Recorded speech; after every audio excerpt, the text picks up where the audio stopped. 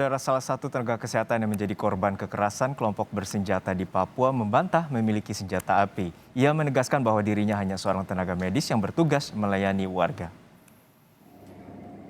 Dr. Restu, salah satu tenaga kesehatan yang menjadi korban kekerasan kelompok teroris di Papua, membantah memiliki senjata api.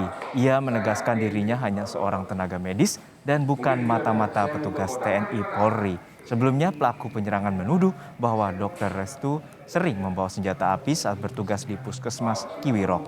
Saat ini, Dr. Restu tengah menjalani perawatan medis di Rumah Sakit Martin Indah, Jayapura, Papua. Sipil biasa, Bapak. Saya di sana melayani juga bukan sebagai militer atau apa. Saya melayani sebagai dokter biasa. Mungkin bisa semuanya juga kenal saya. Saya masyarakat sipil biasa, tidak pegang senjata apa-apa. Kalaupun saya pegang senjata, tidak mungkin kondisi saya seperti ini. Jadi di sana saya sama sekali tidak pegang apa-apa. Saya hanya sembunyi di rumah. Kemudian rumah saya diserang dan saya keluar dari rumah. Nah, di situ saya diserang sampai tangan saya patah begini. Itu saja. Ya saudara, 5 tenaga kesehatan yang menjadi korban penyerangan kelompok teroris di distrik Kiwirok, Kabupaten Pegunungan Bintang, Papua masih menjalani perawatan intensif di Rumah Sakit Martin Indah, Jayapura. Para tenaga kesehatan ini mengalami patah tulang.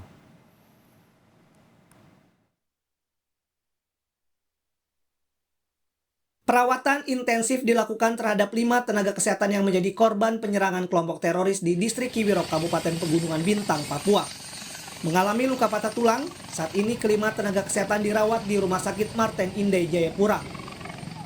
Sementara terapi psikologis dilakukan terhadap tenaga kesehatan lain yang juga jadi korban penyerangan kelompok teroris di Papua. Dari segi luka, dari segi penanganan luka-luka maupun perawatan fisik sudah membaik ya. Luka-lukanya semua sudah dilakukan tindakan, yang patah tulang sudah di Dokter Restu patah tulang, kemudian sudah langsung kita tindak, kita attack sehingga langsung dilakukan implan. Patah tulangnya kita sambung lagi. Mereka belum bisa dievakuasi, jadi lukanya mungkin sudah infeksi ya. Tetapi kita lakukan totalitas pada saat malam itu juga kita selesaikan, tidak menunda-nunda.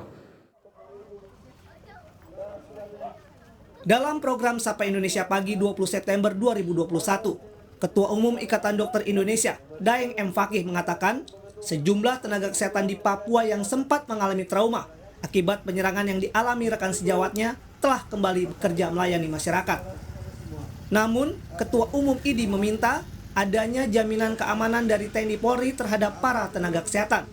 Memang yang kami titipkan pesan lewat Ketua IDI wilayah Papua, kami memang berharap kawan-kawan tetap bisa memberikan pelayanan, apalagi saat pandemi ini. Jadi masyarakat sangat membutuhkan.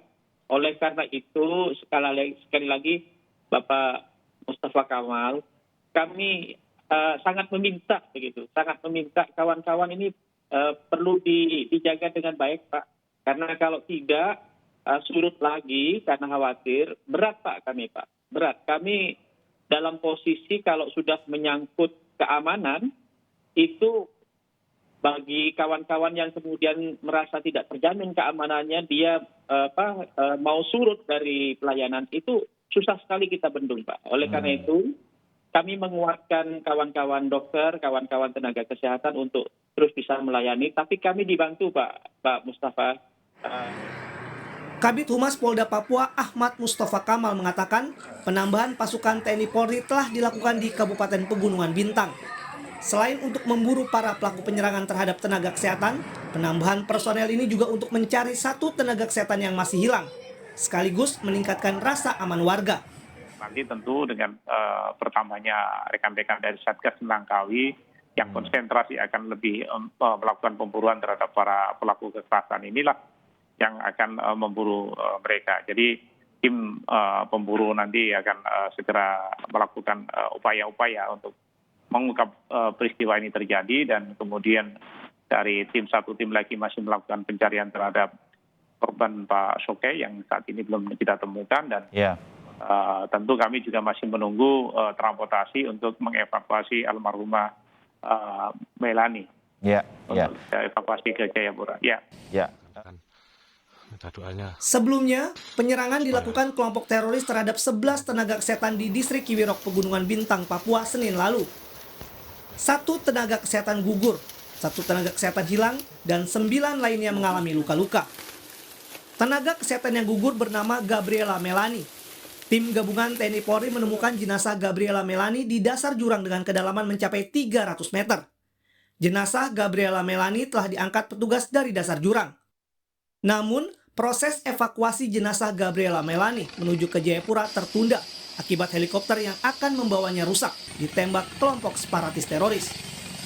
Tim Liputan, Kompas TV.